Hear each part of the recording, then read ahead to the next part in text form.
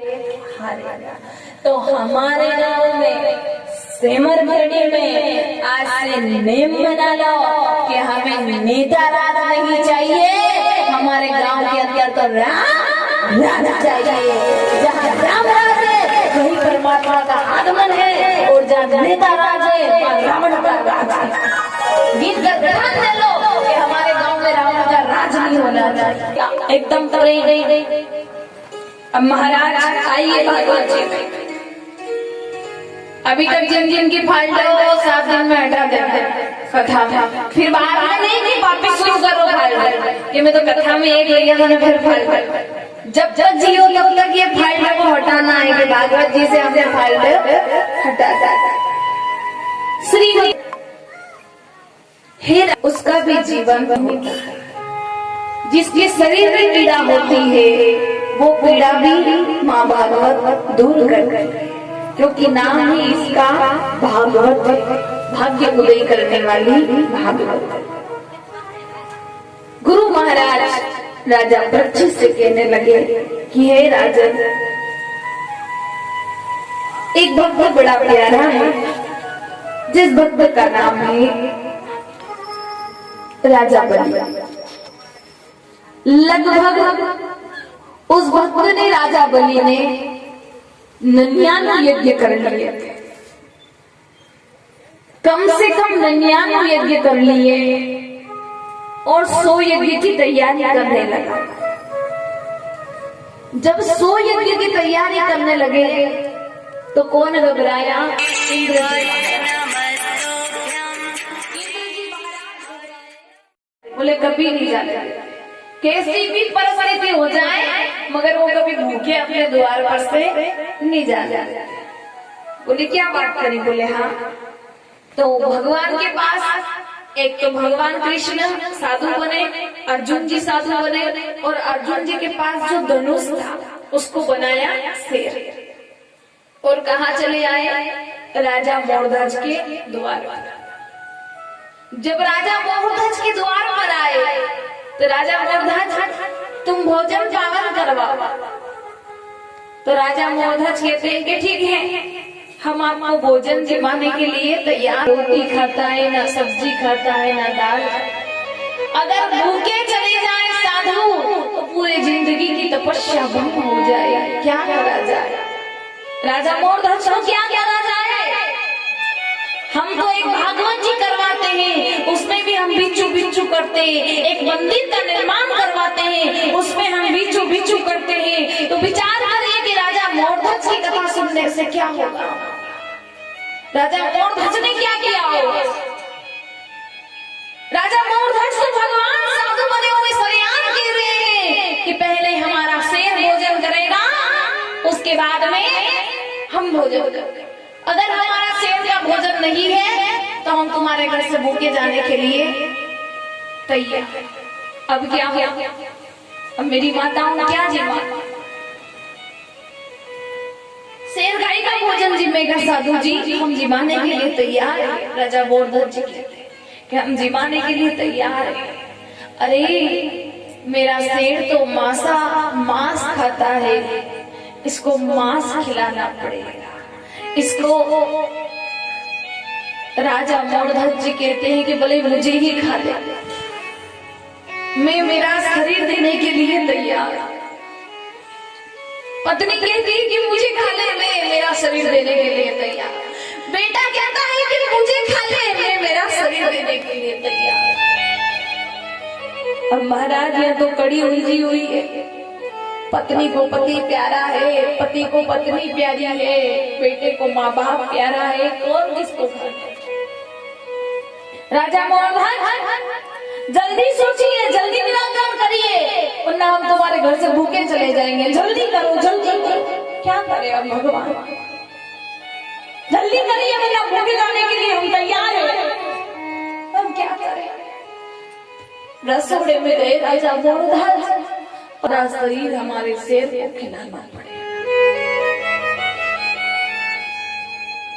और एक ही शर्त पर कि तुम्हारे पुत्र को तुम काटोगे, और अगर तुम्हारी पत्नी की आंख से आंसू भी गिर गया तो हम भोजन तुम्हारे घर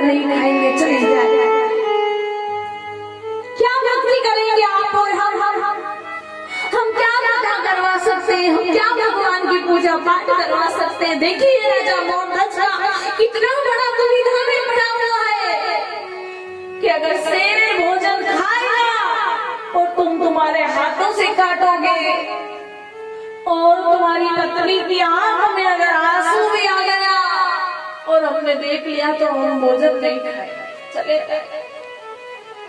माताओं विचार करो कि एक पत्नी एक माँ के सामने बेटा कटेगा और राजा मोरध्वज एक बाप अपने पुत्र को काटेगा हाथ से और आंख में आंसू ना तो बाप के आने चाहिए ना उस माँ के आने चाहिए, जब जाकर हम तेरे घर भोजन करेंगे वरना भोजन नहीं करेंगे। कितनी बड़ी कठोर तपस्या है कि हे भगवान ये कैसी परीक्षा ले रहे हैं। राजा मोरध्वज भी चाहते तो कहते थे कि नहीं तुम खाओ तो खाओ मेरे घर भोजन वरना जाओ, मना कर देते। राजा मोरध्वज सख्त मना कर देते मगर राजा मोरध्वज अपने वचन में बड़े कायम अपनी वाणी के बड़े पक्के थे। राजा मोरध्वज पत्नी को हाथ जोड़कर कहने लगे देवी देवी कुछ भी हो जाए आंख के आंसू ना गिर जाए, पूरी जीवन तपस्या करिए आज अवस्था ना चली जाए, तुम मेरी लाज रख लेना देवी। पत्नी कहती है कि स्वामी बेटे को काटोगे आप और आप कह रहे हो कि मेरे आंसू ना गिर जाए। अरे इंसानों को भूखे जाने दो आप, मेरे बेटे को मत काटो। राजा मोरध्वज कहते कि नहीं परीक्षा में फेल होना है देवी। न जाने ये कौन है क्या है, कठोर परीक्षा है, और परीक्षा होनी है देवी, फेल नहीं होता। अब पत्नी मन कैसे मारे और भगवान कहने के राजा मोरध्वज तुम्हारी पत्नी से कहो कि भोजन के बनाने की तैयारी करे। हम जी में भोजन भी हम जीवेंगे मगर पहले हमारा शेर भोजन खाएगा उसके बाद हम खाएंगे, भूखा नहीं जाएंगे, हम भूखे नहीं जाएंगे। राजा मोरध्वज अपने पुत्र के सिर पर आरी रखेंगे और भगवान सामने खड़े और कह रहे कि राजा मोरध्वज कहीं तुम्हारी आंखों में से आंसू ना आ जाए, सबको समझा रहे हो, कहीं तुम ना रोने लग जाओ वरना हम तुम्हारे द्वार से भूखे चले जाए।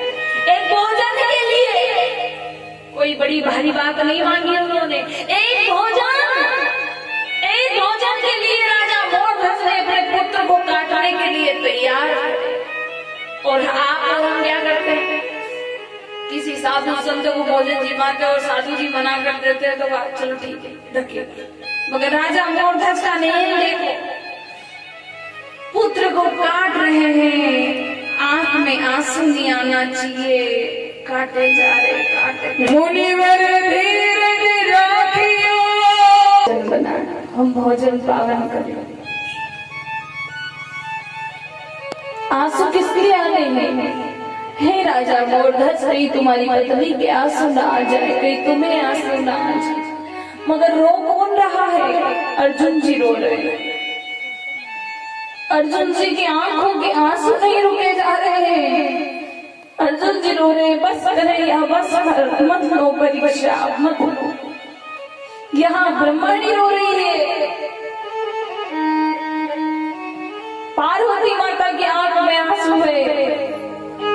तो अगर कृष्ण कह रहे हैं अर्जुन आप ही तो कहते हो कि मेरे भक्त बहुत कमजोर हैं, इसलिए आपको बताने के लिए आज पूरी करनी पड़ेगी इच्छा कि भक्त कैसा रहता है, भक्त कैसी परीक्षा दे सकता है, भक्त क्या कर सकता है, ये आज आपको देखना पड़ेगा अर्जुन।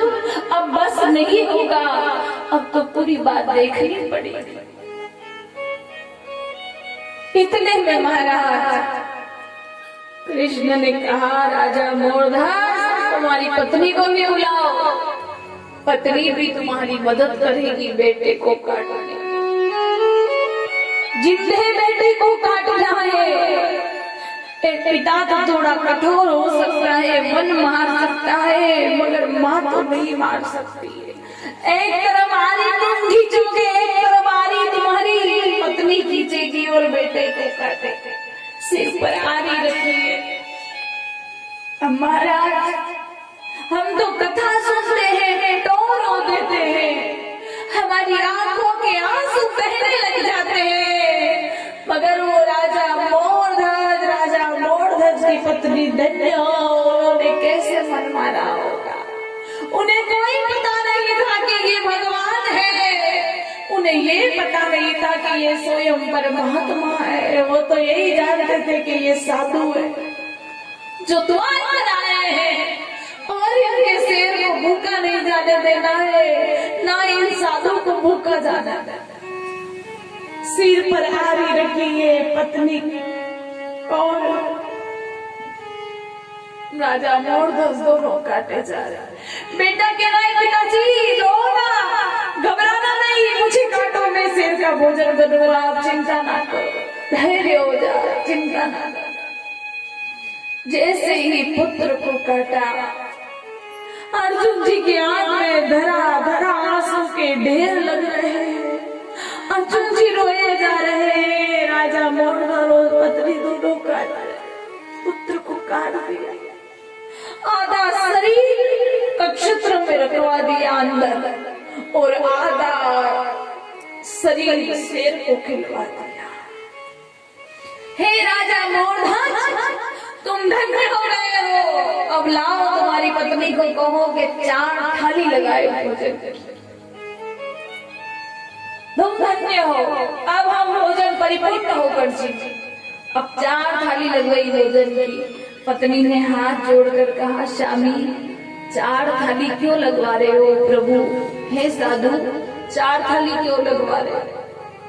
बोले 2 तो, एक तो अर्जुन की, एक मेरी और एक तुम्हारी और एक पत्नी की। अब महाराज, जिसके यहाँ बेटा का शरीर आधा शेर खा गया है, नजरों के सामने आधा शरीर कक्षत्र में अंदर पड़ा है, रोना बना है और मुंह के अंदर निवाला जाएगी। आंसू बाहर नहीं आ रहे, मगर यहाँ गले गले तक तो उबरान आ रही है रोने के लिए। कैसे खाएंगे? हे राजा मोरध्वज, तुम्हारी पत्नी और तुम भोजन साथ नहीं जीवोगे तो हम नहीं जीव रहे। कितनी बड़ी डर भरते हैं भगवान। अगर नहीं खाओ तो हम भी नहीं खाए, हम भी जा रहे। पत्नी ने भोजन बनाया, भोजन भी अच्छा बनना चाहिए, ऐसा वैसा नहीं। पत्नी ने कैसे मन मारा होगा मेरी मैया, वो माही जाने। उसने कैसे पत्थर रखा होगा उसके शरीर पर, भोजन बनाया, भगवान को, साधुओं को, अर्जुन को और कृष्ण जी को, दोनों को परोसा।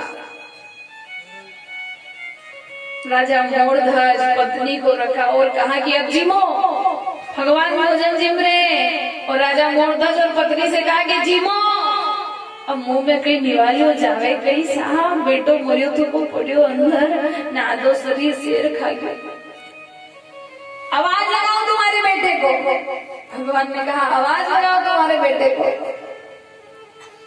तो दोनों साधु एक दूसरे का मुख देख रहे हैं और राजा मोरध्वज और पत्नी उनका मुख देख रही कि आधो शरीर शेर खा गया। नहीं, ये बोल रहे कि आवाज लगाओ तुम्हारे बेटे को। बेटे को आवाज लगाई, बेटा हे बेटा। तो बेटा माँ की आवाज सुनकर, पिता की आवाज सुनकर दौड़ा दौड़ा बाहर चला आया।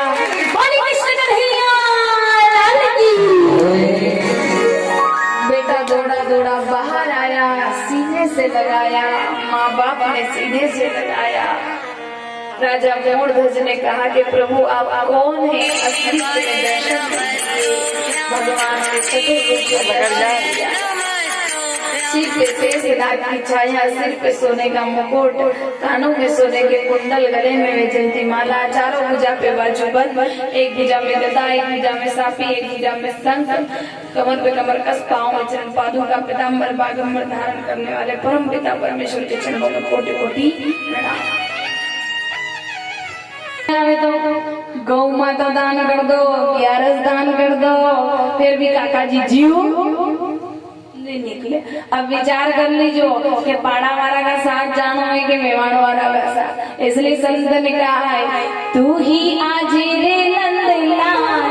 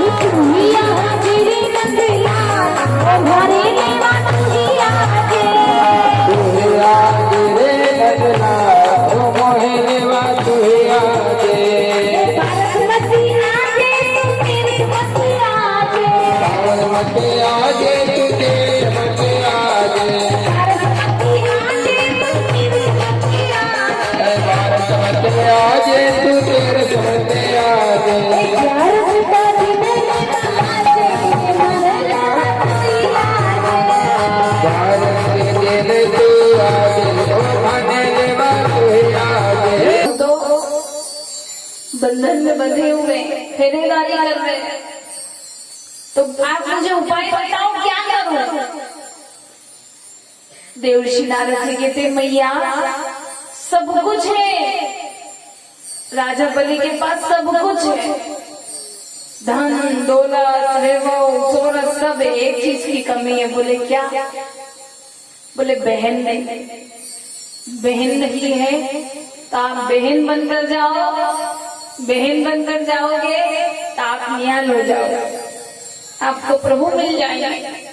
तो मैया ने सुंदर सी साड़ी पहनी, सुंदर सी नारियल हाथ में लिया और रक्षाबंधन हाथ में रखी थाली में और चली आई पाताल।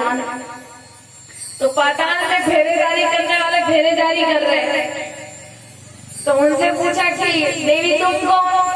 बोले अंदर जाकर सूचना करोगे मैं राजा बलि की बहन आई हूँ। तो दोनों दूध आपस में बात करते कि अभी तक बहन नहीं देखी थी, आज बहन नहीं देखी। अब बार बार तो भेद को नाम ही नहीं सुनियो, पर आज बहन भी देखे। अब मैया को पता चला कि फेरेदारी कर रहे हैं, तो मैया इधर उधर देख रही, मतलब स्वामी जी की दशा घड़ी खोटी होगी होगा, इधर उधर देख रही है। इतने में सूचना देती अंदर राजा बलि को कि द्वार पर आपकी बहन आई है। जब सूचना दी कि द्वार पर बहन आई है तो महाराज राजा बलि तो ढोल लगा रहे, शहनाइयां बजाते हुए चले आ रहे हैं कि क्या तकदीर पाई है, क्या भाग्य पाया है कि फेरेदारी करे स्वयं श्री हरि विष्णु और बेन बनने चली आई स्वयं लक्ष्मी। धन्य घड़ी धन्य भाग है मेरा। अब महाराज विचार कर लो कि एक बार भी राजा बलि ने आवाज दी कि लक्ष्मी जी आ जाओ, अब जितनी भी कथा में शब्द आया क्या, एक बार भी आवाज दी क्या कि लक्ष्मी जी आना, एक बार भी नहीं बुलाया ना। अब अपन लक्ष्मी जी ने नोता कि लक्ष्मी आ, लक्ष्मी आ, लक्ष्मी आ, तो लक्ष्मी जी आवे कई? नारायण ने छोड़ी ने आवे को, जहाँ नारायण है वहाँ लक्ष्मी है, जहाँ लक्ष्मी है वहाँ नारायण नहीं है। तो लक्ष्मी थोड़ी देर में फिर नारायण देने चल जा, तो हरती फिरती। और यहाँ फिर प्रश्न निकला है लक्ष्मी के ऊपर कि लक्ष्मी जी महाराज हर किसी के पास नहीं रहती है, और लक्ष्मी का भी उपयोग सही जगह करोगे तो लक्ष्मी टिक कर रहेगी, और लक्ष्मी का उपयोग गलत जगह करोगे तो लक्ष्मी टिक कर नहीं रहेगी। लक्ष्मी को कहाँ यूज करना चाहिए? आप स्वयं ज्ञानी हो, हमारे में तो ज्यादा ज्ञान नहीं है पर थोड़ा बहुत याद है होते कि लक्ष्मी मंदिरों निर्माण में तो दे दे, गांव में कोई नाचवा वाली लई रहे हो तो बिल्कुल मगर से बरकती जा रही है, लक्ष्मी जा रही है ना। तूने उड़ाई कभी, तूने लक्ष्मी का उपयोग हमेशा सही जगह करा, धर्म में करा है, तूने अच्छी जगह करा, तूने गलत जगह नहीं करा।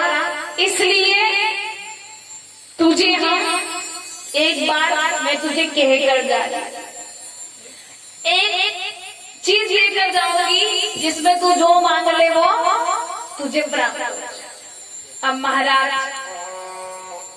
राजा को नींद भी नहीं आई, राजा सुबह उठा 4 बजे का उठ गया। 4 बेटे हैं, 4 बहू है, सब खड़े हुए, और पत्नी ने उसके पति से पूछा कि आप इतनी जल्दी कभी उड़ते नहीं हो, आज जल्दी कैसे उठ गए, क्या हुआ? तो बोले देख 12:45 पे लक्ष्मी जी आए थे और लक्ष्मी जी कह रही कि मैं जा रही, अब क्या होगा आपका? लक्ष्मी चली जाएगी तो बर्बाद हो जाएगा, क्या करेंगे देवी, क्या करेंगे देवी? तो 4 बेटों ने कहा कि पिताजी लक्ष्मी जा रही है तो एक वरदान देखने जा रही है, तो आप फलानी तिजोरी मांग लो, फलाने प्लाट मांग लो, पिताजी फलानी जगह पर वो स्थान है वो मांग लो, फलानी जगह वो घर मांग लो, सोने की दुकान मांग लो, प्लाट मांग लो, धन मांग लो, दौलत मांग लो, तो नहीं, मगर मेरे 4 बेटे और 4 बहू एक चूल्हे पर ही रोटी बनाकर खाएं, और जब तक मैं जीऊं तब तक एक ही चूल्हे पर भोजन खाएं बनाकर, और वो जिए तब तक वो भी एक चूल्हे पर भोजन बनाकर खाएं, कभी जीवन में अलग नहीं हुई। बस ये वरदान देकर जाओ।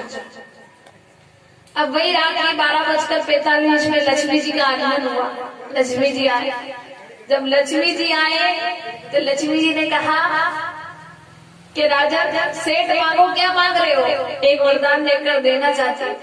बोले माँ आप जाने वाली हो तो जाओगी, रुकोगी तो नहीं? बोले हाँ।